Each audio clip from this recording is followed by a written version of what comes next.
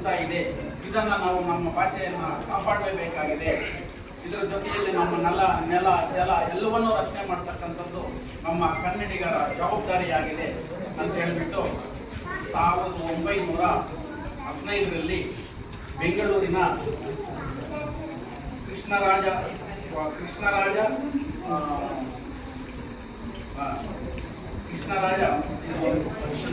Portion ಮಂದಿರದಲ್ಲಿ ಮೇ 5ನೇ ತಾರೀಕು ಅಂದರೆ ಈ ತಾರೀಕು ಏನಿದೆ ಇದು 1915ರಲ್ಲಿ ಆ ಪರ್ಷನ್ ಮಂದಿರದಲ್ಲಿ ಎಲ್ಲರೂ ಸೇರಿ ಒಂದು ತಮ್ಮ ಸಂಸ್ಥೆಯನ್ನು ಸ್ಥಾಪನೆ ಮಾಡ್ತಾರೆ.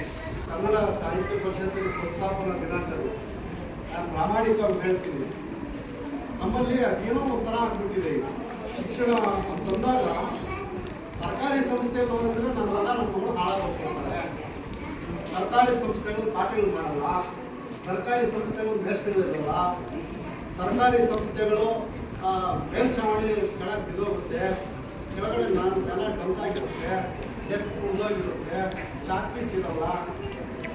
ಎಷ್ಟೊಂದು ಇಂಥ ವಾತಾವರಣದಲ್ಲಿ ಏನಾಗ್ತಾ ಇದೆ ಅಂತಂದರೆ ಸರ್ಕಾರಿ ಸಂಸ್ಥೆಗಳು, ಸರ್ಕಾರಿ ಆಸ್ಪತ್ರೆ ಎರಡೂ ಕೂಡ ಅವನತಿಗೆ ಹೋಗುವಂಥದ್ದು ನಾವು ನೋಡ್ತಾ ಇದ್ದೀವಿ.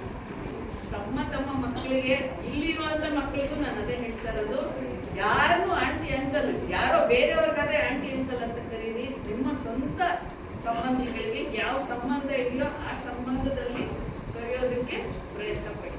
ಎರಡನೇದು, ನಿಮ್ಮ ಪದ್ಯಗಳು ಏನಿದೆ, ನಾನು ತಮ್ಮಲ್ಲಿ ಕೇಳ್ಕೊಳ್ಳೋದು 1 to 5 ಏನಿದೆ ಅಂತ ಮಕ್ಕಳಿಗೆ ಪದ್ಯ ಹೇಳೋದು, ರಿಸೈಟೇಷನ್ ಒಂದು ಕಾಂಪಿಟೇಷನ್ ಇದೆ.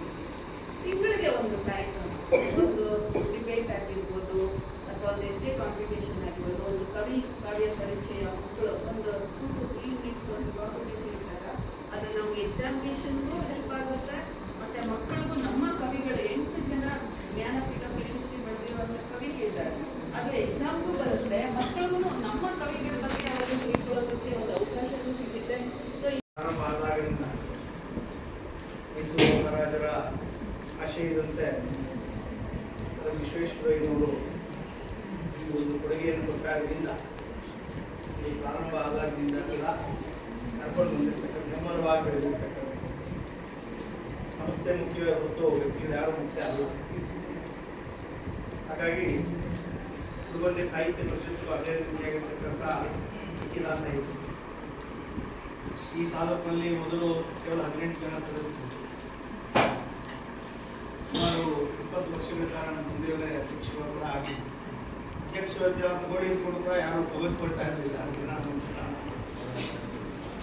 18 ಜನ ಸದಸ್ಯರು ಇರ್ತಕ್ಕಂಥ ಈ 18 ಜನ ಸದಸ್ಯರು ಯಾವಾಗಾದ್ರೂ ವೋಟ್ ಮಾಡಬೇಕಾದ್ರೆ ಕೋಲಾರಕ್ಕೆ ಹೋಗಿ ವೋಟ್ ಮಾಡಬೇಕು ಅಂತಕ್ಕಂಥದ್ದು ದೊಡ್ಡ ಕಾರ್ಯಕ್ರಮ ಅನ್ನೋದ್ರಲ್ಲಿ.